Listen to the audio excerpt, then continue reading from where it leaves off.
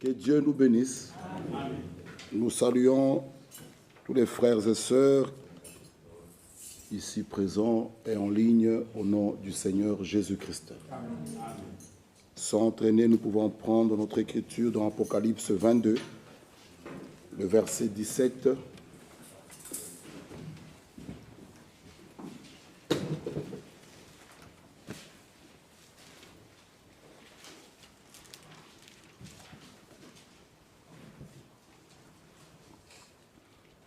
Et l'Esprit et l'épouse disent « Viens ». Et que celui qui entend dise « Viens ». Un autre sujet, c'est la dernière partie. Et que celui qui a soif vienne. Que celui qui veut prenne de l'eau de la vie gratuitement. Amen. Nous pouvons nous asseoir. Notre sujet sera sur la dernière phrase, que celui qui veut prenne de l'eau de la vie gratuitement. Nous parlerons ce soir sur ce thème qu'on peut dire la volonté de l'homme ou le libre arbitre. Le libre arbitre.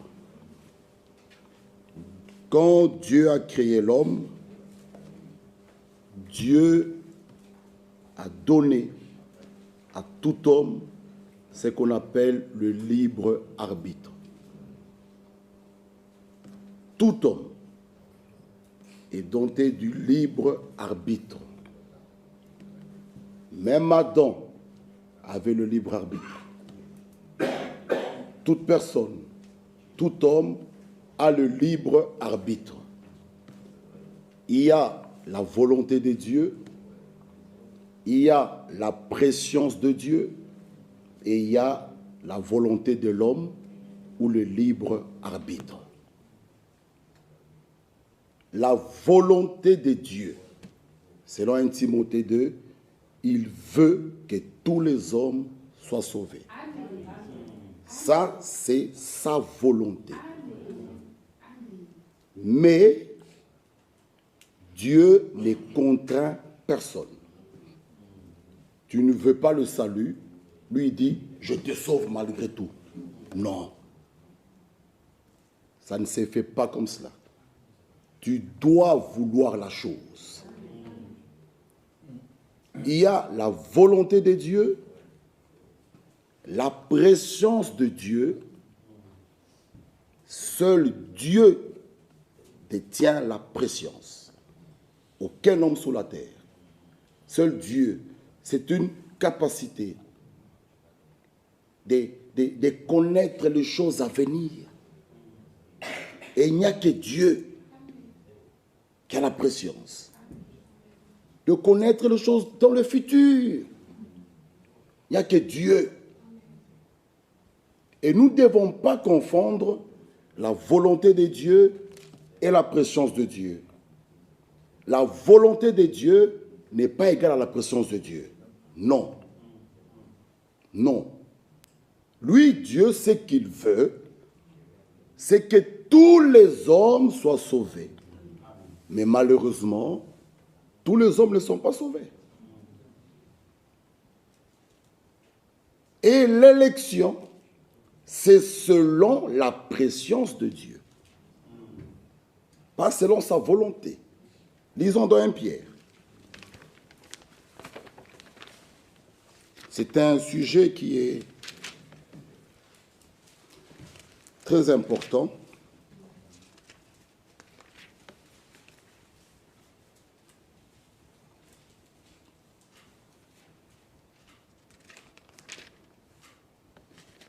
Je n'ai pas préparé. C'est dans 2 Pierre.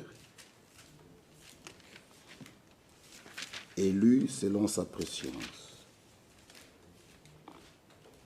Non, 1 Pierre. Premier épître de Pierre, chapitre 1er, le verset 1.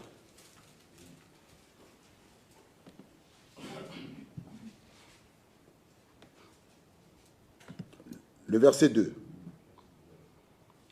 Et qui sont élus selon la préscience de Dieu le Père. Élus selon la préscience de Dieu. Mais 1 Timothée nous dit, sa volonté veut que tous les hommes soient sauvés. Mais élus, pas selon sa volonté, mais selon la préscience de Dieu. Alléluia. Ah. Donc, il y a la volonté de Dieu, la volonté de l'homme ou le libre arbitre, et la préscience de Dieu. Chaque homme a le libre arbitre, même ce soir dans cette salle. Le libre arbitre, c'est quoi? Si vous avez le pouvoir, cette faculté de prendre une décision, de dire oui ou de dire non. Ce soir, après la réunion, si vous voulez aller vous enivrer, aller faire des bêtises, mais vous êtes libre. Parce que c'est facile de dire et tout. Je vois, chacun ce soir a la capacité de prendre une décision, de dire oui ou non. Dieu ne force personne. Il ne contraint personne. Le libre arbitre, c'est cette capacité que vous avez de dire oui ou non. Quand un jeune homme va vers une jeune fille, elle a cette capacité de dire oui ou non. Alléluia. Amen. Même si le jeune homme veut te demander en mariage, il ne peut pas te contraindre avec des brochures, des versets, tout ça. Tu as la capacité, jeune fille, de dire oui ou de dire non. Amen. Alléluia. Amen. Et notre bien-aimé frère Franck nous dit même quelque chose, même au niveau de nos sœurs. Cette capacité, vous l'avez. Regardez ici. Dans Mariage, problème ancien. C'est quelque chose que je n'avais pas préparé, mais... Ah, regardez. Page 24. Écoutez ce que frère Franck dit. Mariage, problème ancien. Les femmes doivent manifester un esprit doux et paisible. Les femmes doivent manifester un esprit doux et paisible, selon 1 Pierre 3, qui attire à elle le mari. Ah. Suivez. Ça, il dit, les femmes, elles ont cette capacité, elles doivent manifester un esprit doux qui attire à elle le mari. Regardez encore ce qu'il dit. La femme a la possibilité de créer dans son foyer une atmosphère céleste. Amen. Pas le mari, la femme Amen. A cette possibilité de créer dans son foyer une atmosphère céleste ici sur terre. Amen. C'est la femme. Ne demandez pas ça à l'homme. La femme. Une sage femme bâtit sa maison. Amen. Une insensée détruit sa maison. Amen. La même femme, elle est sage, elle bâtit sa maison. Soit elle peut la détruire. La femme, elle a cette possibilité de créer dans son foyer une atmosphère céleste, ici sur terre, dans laquelle le mari et les enfants se sentent bien. Maintenant, écoutez, si elle ne prend pas garde et que se réalise ce que dit la Bible, dit au sujet d'une femme querelleuse, Elle peut, la même femme, elle peut faire de sa propre maison un enfer et ruiner son mariage et sa famille. La même femme. Soit elle peut faire de sa maison vraiment un petit paradis sur terre, ramener une atmosphère céleste, ici sur terre dans son foyer, ou de faire de la maison l'enfer. Vous voyez?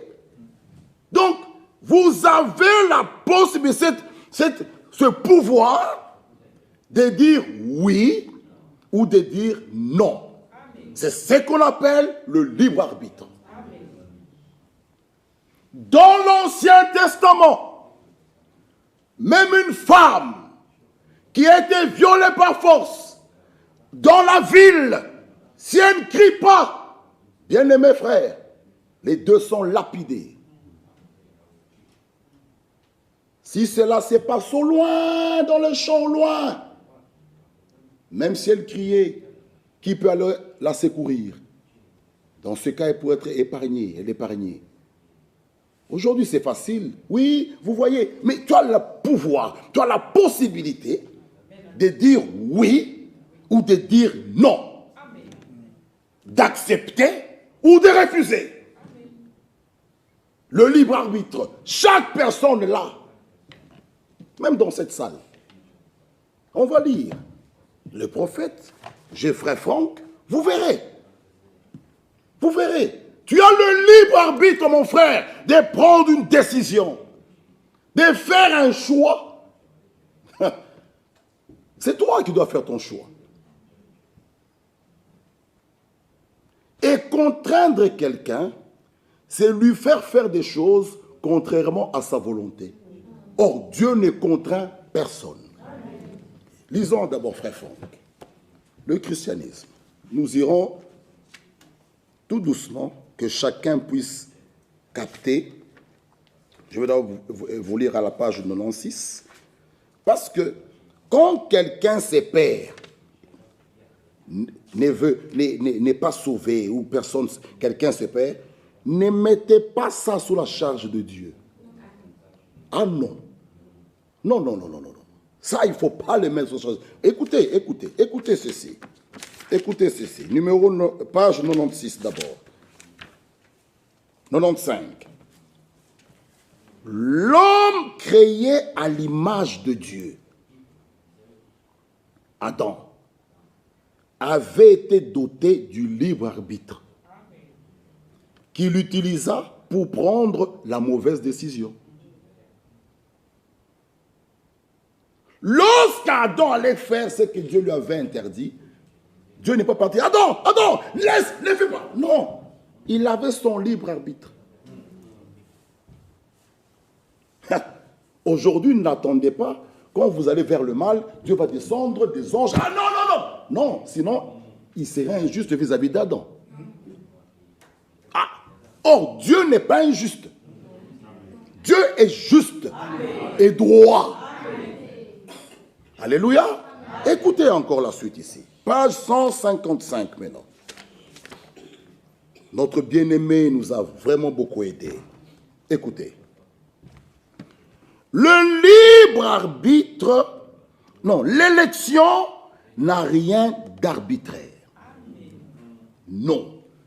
Je prends Précosti, l'autre, je le rejette. Non, non, c'est pas comme ça. Sinon, Dieu serait injuste. Or, Paul nous dit dans Romains, prenons Romains 9, pour bien comprendre, avoir la pensée, Romains 9, 14, Romains 9, 14, écoutons ce que Paul nous dit ici.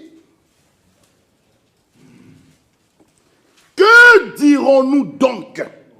Paul commence par « Que dirons-nous donc? Y a-t-il en Dieu de l'injustice ?» Il dit « Loin de là. Il n'y a pas d'injustice en Dieu. » Amen. Ah. Deutéronome 32 nous dit ceci. S'ils se sont corrompus à lui point de faute. Non. Non. Dieu est tellement juste. Même la fille d'une prostituée n'est vierge. Même la plus grande prostituée de Bruxelles, elle met au monde une fille, elle est vierge. Elle a le libre arbitre de se garder. De prendre une décision. De faire un choix. Écoutez ce que Frère Franck dit encore. Dieu fait connaître sa volonté d'une manière évidente. Bien-aimé, nous connaissons sa volonté. Sa volonté nous a été révélée dans ce temps. Dieu a révélé sa volonté à son prophète. Sa volonté nous est écrite dans sa parole. Sa volonté nous est révélée. Nous connaissons sa volonté. Nous connaissons sa volonté. Nous sommes les bienheureux. Alléluia. Amen. Sa volonté d'expression de son amour. Il y a sa volonté, expression de ses commandements. Il y a sa volonté, expression de sa souveraineté. Amen. Sa volonté, expression de son amour, c'est ce qu'il veut, que tous les hommes soient sauvés. Amen. Ça, c'est son amour. Il veut cela. Il veut, mais malheureusement, tous les hommes ne sont pas sauvés. Même ce soir, il y a une personne qui pourra dire Amen, l'autre à côté ne veut pas. Mais son amour, nous tous, nous écoutons la même prédication. Ce jour-là, personne ne pourra condamner Dieu. Non, il est juste. Dieu, il fait entendre sa parole à toute la terre. C'est pourquoi, que vous le vouliez ou pas, même les jours qu'il y a des mariages, vous pouvez inviter même vos voisins, les oncles, ils viennent ici, la parole est prêchée, ils ont entendu. Au deuil, frère, est-ce que tu peux prêcher? Pour nous, c'est une occasion. L'évangile est prêché. Tous ceux qui sont au deuil, là, même s'ils font semblant, ça entre. Fini. C'est déjà un jugement pour eux. Dieu, ce jour-là, personne ne peut dire à Dieu, moi, non. Non, non, non, non, non. Il n'y aura pas d'excuse. Sa volonté, expression de son amour, il veut que tous les hommes soient sauvés. Mais il ne contraint personne. Sa volonté, expression de ce commandement, il nous faut l'obéissance. Sa volonté, expression de sa souveraineté, il fait ce qu'il veut. Il est souverain, Dieu. Ça, c'est sa volonté, expression de sa souveraineté. Donc, nous connaissons sa volonté. Et l'écriture est claire.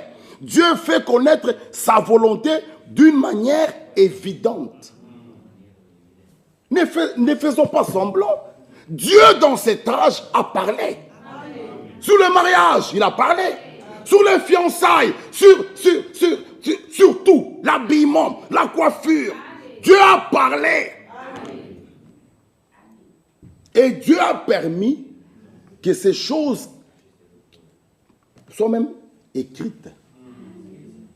J'ai une petite lettre circulaire ici des frères Franck 8 de septembre 76.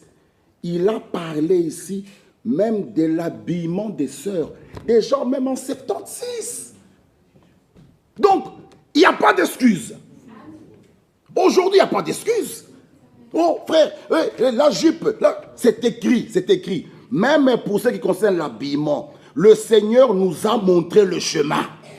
À maintes reprises, frère Branham a parlé de cela dans ses prédications, comment une sœur, même si elle est aussi pure qu'un lys, devrait rendre compte devant le Seigneur pour s'être venue vêtue d'une façon qui attire l'attention des hommes.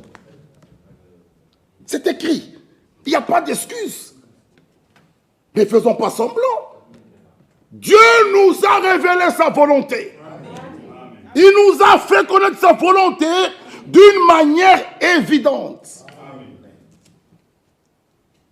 Tout est clair, même sous forme d'écrit. Prenez, lisez.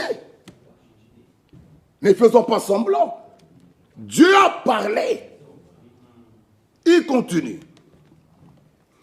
Dieu fait connaître sa volonté d'une manière évidente. Mais il ne contraint personne à y entrer. Dieu ne contraint personne. Lui nous fait connaître sa volonté. Il avait mis devant Israël le bien et le mal. Il met, il y a la vie, il y a la mort. Mais lui il te conseille, choisis, prends la vie. Afin que tu vives. Mais il te regarde. Il ne contraint personne à y entrer. Non. Sur la terre, il n'y a pas personne qui peut être comme Dieu. Dieu, il ne contraint personne. Il est tellement bon, il nous montre le chemin, il nous exhorte, même à l'âge de la Odyssée, qui est aveugle et nu, mais il nous dit, viens acheter. Viens, viens. Mais lui, il dit, viens prendre un peu de collyre, tu mets sur tes yeux afin que tu voies. Ça, c'est l'amour de Dieu. Sa volonté, expression de son amour. Prends un peu de collyre. La Odyssée, tu es aveugle et nu. Il se tient à la porte, il frappe. Dans cet âge, c'est dans cet âge que Jésus est mis hors de son église. Et il se tient dehors en train de frapper. C'est par ta liberté, ta propre décision. Tu dois décider de lui ouvrir. Lui, il ne peut pas ouvrir. Cette porte-là, c'est à toi d'ouvrir. Il frappe à la porte de ton cœur. C'est à toi de lui ouvrir. Pour qu'il entre. Il entrera, il soupera avec toi. Vous voyez? Un visiteur qui vient chez vous, il sonne. C'est à vous d'aller ouvrir. Sinon, il ne saura pas entrer. Vous l'accueillez. Lorsque vous l'accueillez, vous le recevez. Donc, c'est à vous d'ouvrir. Dieu ne contraint personne à y entrer. Il continue à dire, regardez, très souvent, non, ici, très souvent, nous comprenons mal cette parole de l'Ancien Testament que Paul cite dans Romains 9. Il dit, je ferai miséricorde à celui à qui je fais miséricorde. J'aurai compassion de qui j'ai compassion. Ainsi donc, il fait miséricorde à qui il veut. Il endurcit qui il veut. Si on s'arrête là, on risque de voir Dieu injuste. Or, écoutez la suite. Écoutez. Ceux qui viennent à lui sont ceux qui ont trouvé grâce auprès de lui. Amen. Alléluia. Amen. Seul celui qui vient à lui peut expérimenter sa miséricorde et son amour. Ah, tu dois vouloir la chose. Amen. Alléluia. Bien-aimés frères, c'est pourquoi l'apôtre Paul dit, j'ai la volonté. Amen. Alléluia. Et non le pouvoir. Celui qui a la volonté, c'est à celui que Dieu vient donner le pouvoir. Amen. Il faut vouloir la chose. Amen. Dieu n'est pas un dictateur. Beaucoup de gens, frères, priez pour nous, frères. Priez, mes frères, on ne vous voit plus à l'église. Frère, prie pour nous. Ok, mais tu dois prendre une décision. De te réveiller le matin, de prendre ta douche, de venir ici. Qui prie pour toi pour que tu ailles au travail? Qui le fait? Chacun, même s'il est fatigué, il va se réveiller, il va au travail. Je n'ai jamais vu une requête ici priez pour moi, je ne sais plus aller au travail. Non, non, non, non, tu le fais parce que tu attends un salaire à la fin du mois. Mais nous aussi, bien-aimés frères, nous aurons un salaire. Amen. Alléluia. Il est le rémunérateur de ceux qui le cherchent. Réveille-toi. Non, jusqu'à quand? Priez pour nous, priez pour nous, priez pour nous. Mais oui, nous l'avons fait. Mais tu dois aussi prendre une décision. Frère, priez pour moi. Ça fait 6 mois que je ne viens pas plus au travail. Qui a déjà envoyé une telle requête ici? Vous voyez? Et l'homme de Dieu dit, ceux qui viennent à lui sont ceux qui ont trouvé grâce auprès de lui. Seul celui qui vient à lui peut expérimenter sa miséricorde et son amour. C'est à eux, écoutez maintenant, écoutez bien ici, ceux qui viennent à lui sont ceux qui ont trouvé grâce auprès de lui.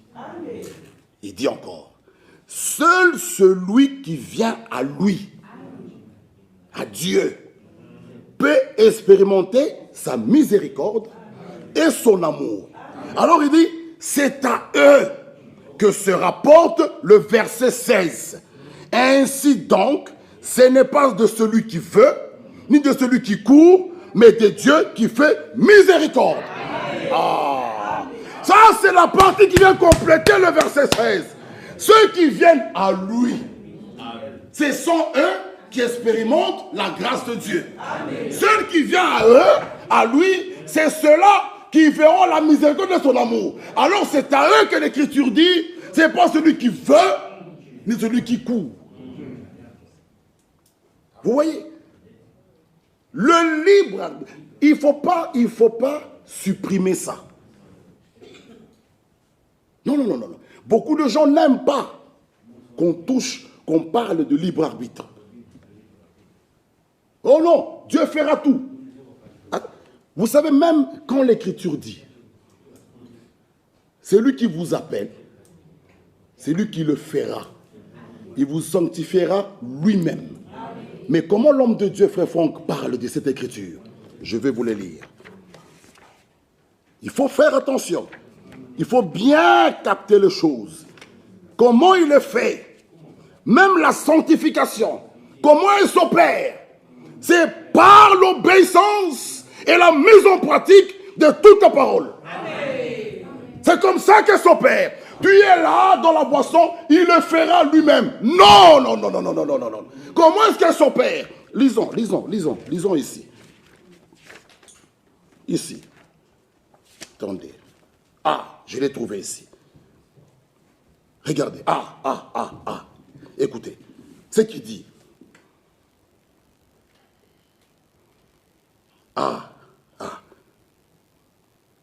Écoutez. L'homme sanctifié par le Seigneur porte en soi-même la parole. Amen. Alléluia. L'homme sanctifié par le Seigneur, mais il porte en soi-même la parole. Écoutez, afin de l'accomplir par la grâce de Dieu et de ne pas la transgresser. Lorsque vous obéissez à la parole, vous la vivez, vous la mettez en pratique, il vous sanctifie. Amen. C'est comme ça que s'opère la sanctification. C'est par l'obéissance totale à toute la parole. Amen. Alléluia. Amen. Alors quand on prend l'écriture, 1 Thessaloniciens 5, 23, il le fera lui-même. Il ne faut pas s'arrêter que là. Écoutez, l'homme de Dieu, il continue. C'est à de telles personnes que Paul adresse cette parole. Or, le Dieu de paix, lui-même vous sanctifie entièrement. Que votre esprit, âme et votre corps tout entier soient conservés sans reproche en la venue de notre Seigneur Jésus-Christ. Celui qui vous appelle est fidèle, qui aussi le fera. Cette écriture de 1 Thessaloniciens 5, 23 s'adresse à qui? À ces personnes sanctifiées par le Seigneur portent en eux-mêmes la parole, afin de l'accomplir par la grâce et de ne pas la transgresser. Vous voyez, bien-aimés frères et sœurs, les choses sont claires. Même un Pierre est clair. Fait, il nous dit ceci. Nous allons revenir ici. Un Pierre, lisez avec moi. Deuxième épître de Pierre, le verset 3.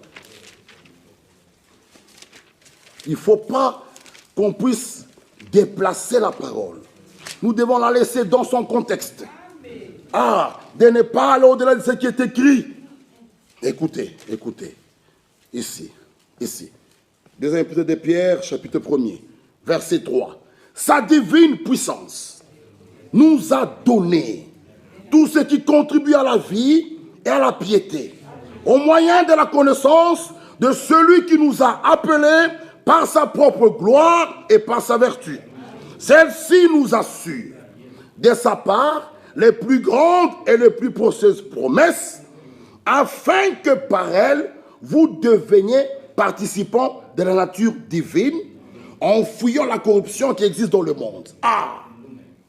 Quand est-ce que nous devenons des participants de la nature divine? C'est en fuyant la corruption qui est dans ce monde. Alors, nous devenons participants de la nature divine. C'est en fuyant, pas étant dans la boue du péché, dans la saleté, tu dis je suis parti de la nature divine. Non, la nature divine, la nature de Dieu. Dieu est saint. Alléluia. Dieu est parfait. Dieu est saint. Dieu est droit. Il est pur. Dieu. En lui, il n'y a point d'injustice. Dieu, en lui, il n'y a point d'iniquité. Même le péché, écoutez, le péché n'est pas une création. Non, le péché, c'est la perversion.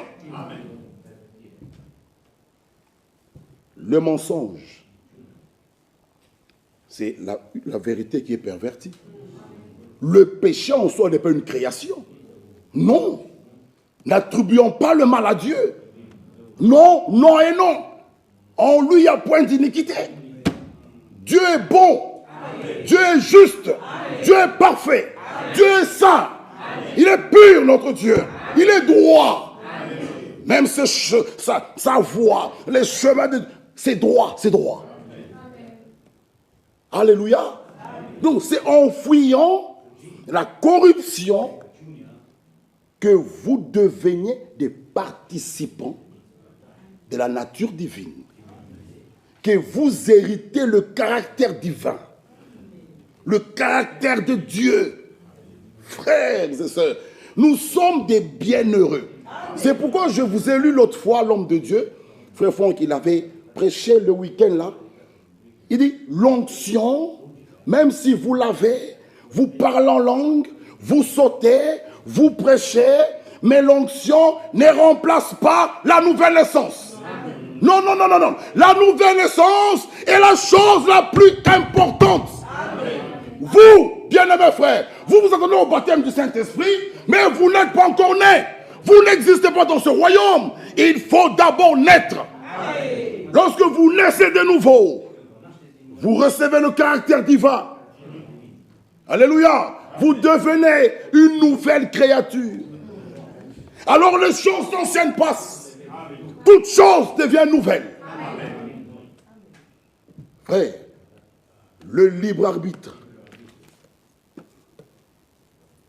la volonté de Dieu, la préscience de Dieu, sa volonté expression de son amour, sa volonté expression de ses commandements, Dieu nous les a révélés. Nous connaissons ces choses. Écoutez, l'homme de Dieu il continue. Ici,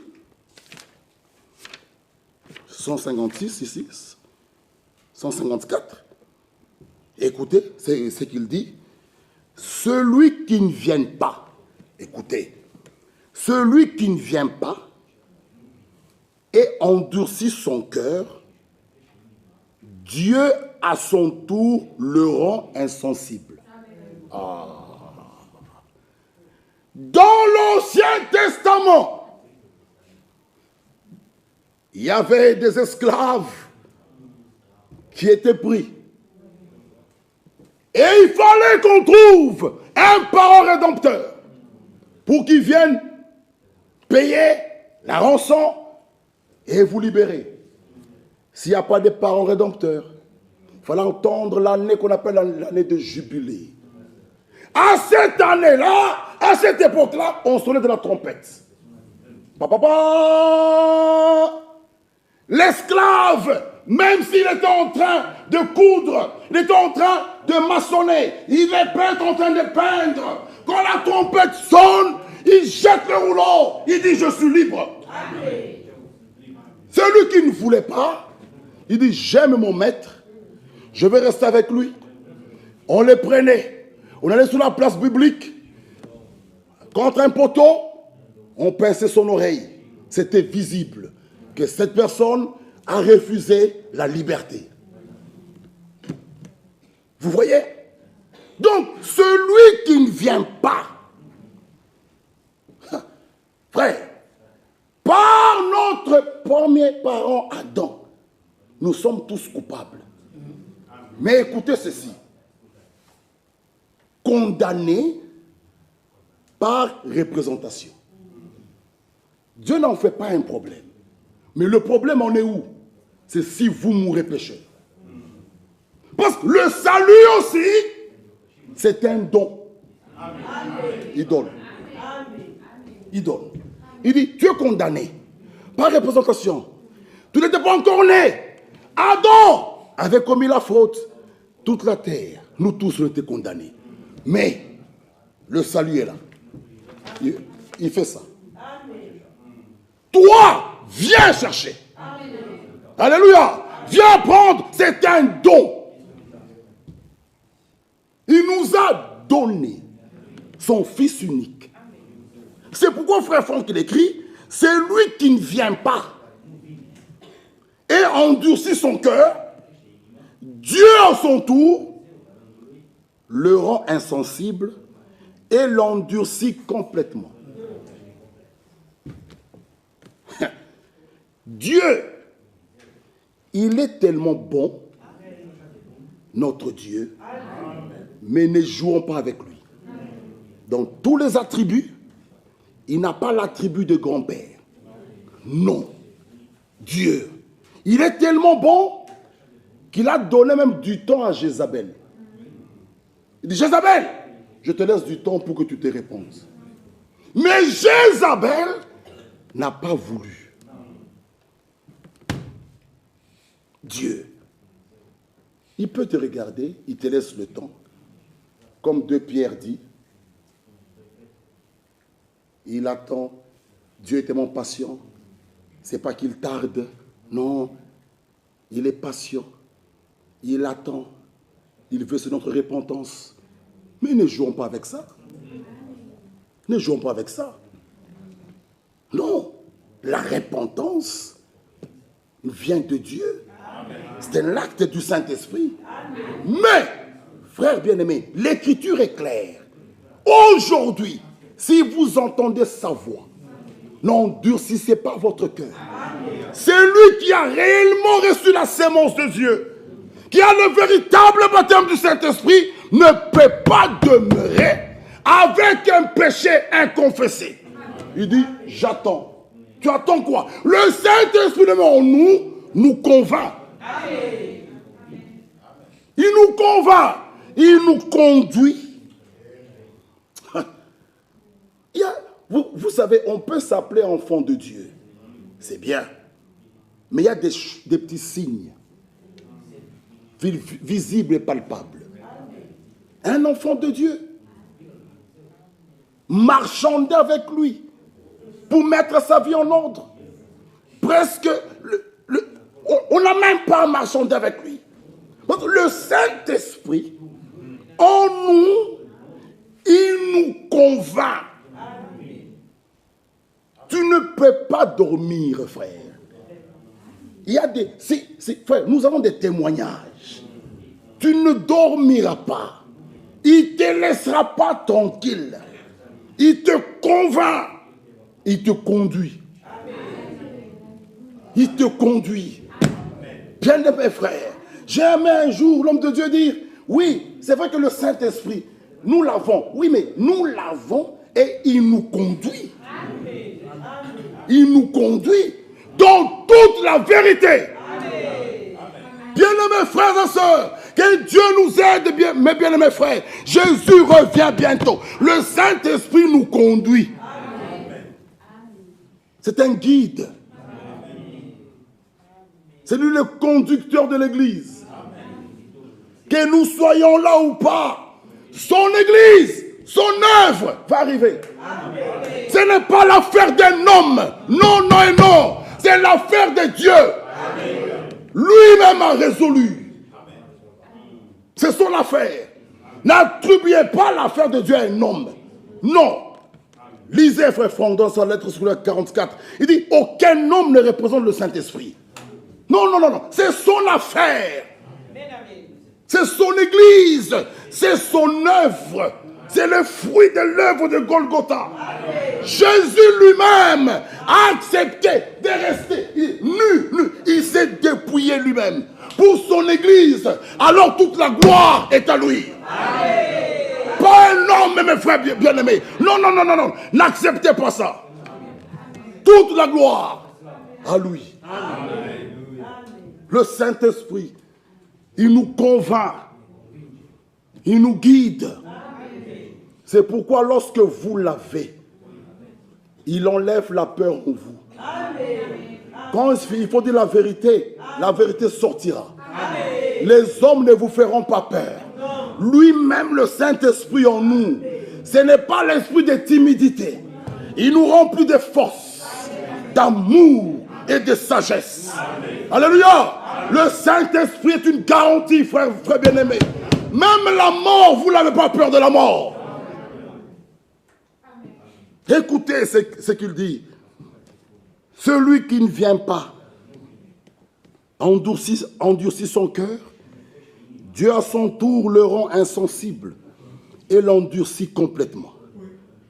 Ce n'est pas Dieu, ce n'est pas que Dieu ait renoncé à ses intentions primitives.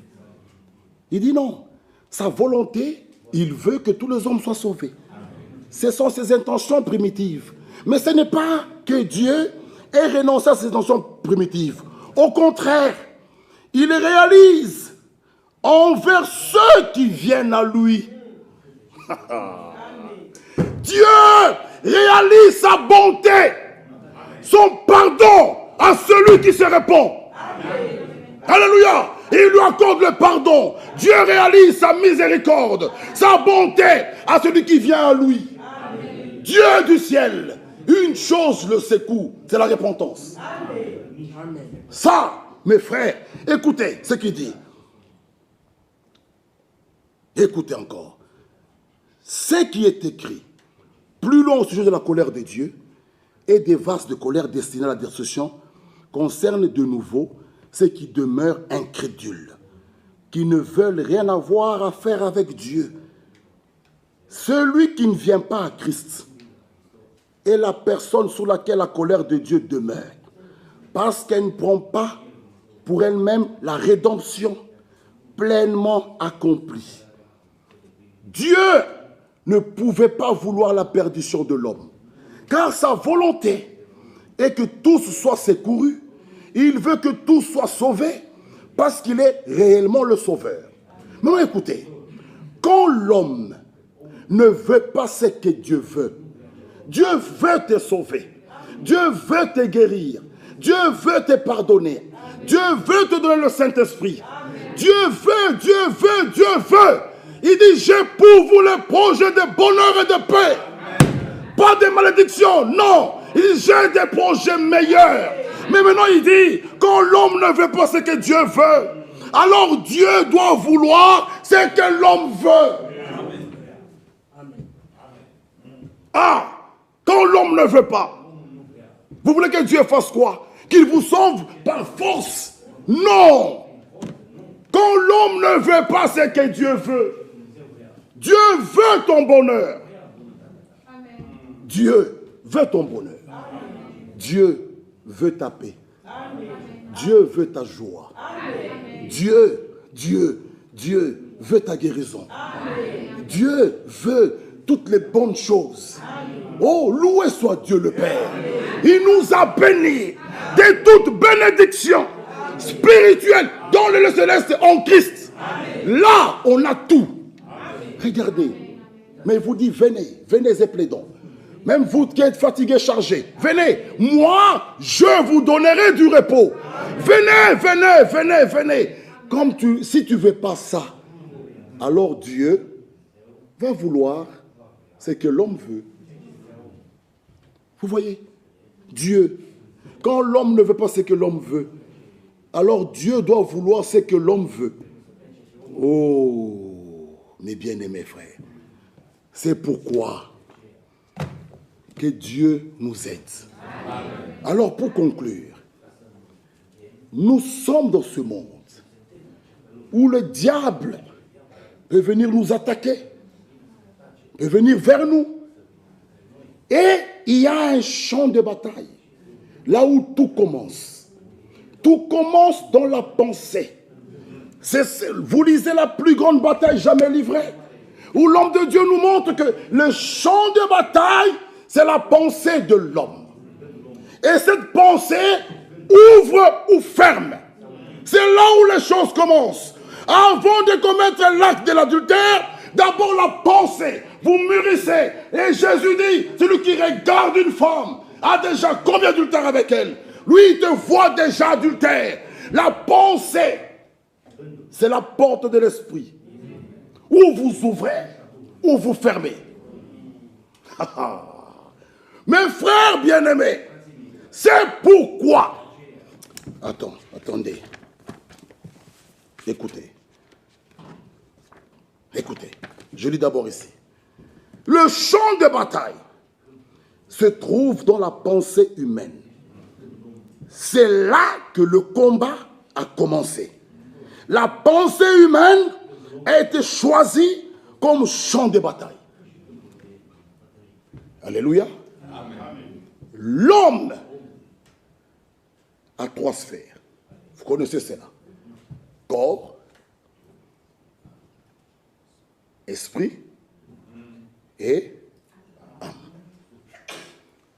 Dans cette brochure, ne vous troublez pas, l'homme de Dieu a écrit que le corps a 5 sens, l'esprit un sens, l'âme 5. Et vous ne le savez pas, des 65, là il a mis les choses en ordre. Le corps a 5, l'esprit en a 5, l'âme, ou c'est la foi, ou c'est le doute. Frère Franck nous a fait même un beau sphère dans une des lettres circulaires. Les 3 sphères. Corps, esprit, âme. Corps avec 5 sens, l'esprit en a 5, l'âme, où vous avez la foi, où vous avez l'incrédulité. Et c'est conforme même aux Écritures. L'âme qui pêche, c'est celle qui mourra. Alléluia. Nous avons reçu le salut de l'âme. L'âme, notre âme, lui appartient déjà. Nous attendons la rédemption de notre corps. Vous voyez? Donc, ce corps-là, avec ses 5 portes, nous fait entrer dans ce monde. Nous voyons, nous touchons, nous sentons. Mais, il y a un ennemi de la foi. C'est le raisonnement. Nous raisonnons beaucoup. Est-ce que réellement, juste les mains, comment imposées par frère David, les cancers partir? Non, je ne pense pas. Ça, c'est le raisonnement. Or, la foi est une ferme assurance des choses qu'on espère, une démonstration de celles qu'on ne voit pas. Donc, la foi ne marche pas avec le raisonnement. La foi croit Dieu. Ce qu'il dit, c'est Amen. Il s'arrête là. Marc 16, voici les miracles qui accompagneront ceux qui auront cru. En mon nom, chassons les démons, Ils imposent les malades seront guéris. Celui qui a la véritable foi, croit ça. Quelle que soit la maladie, il croit. Et il s'accroche là. Alléluia. Alors, quand vous êtes en train de raisonner, il y a un combat où vous rejetez la foi, vous avez le doute, ou vous fermez la porte au doute et vous gardez la foi. C'est là le problème. Est-ce que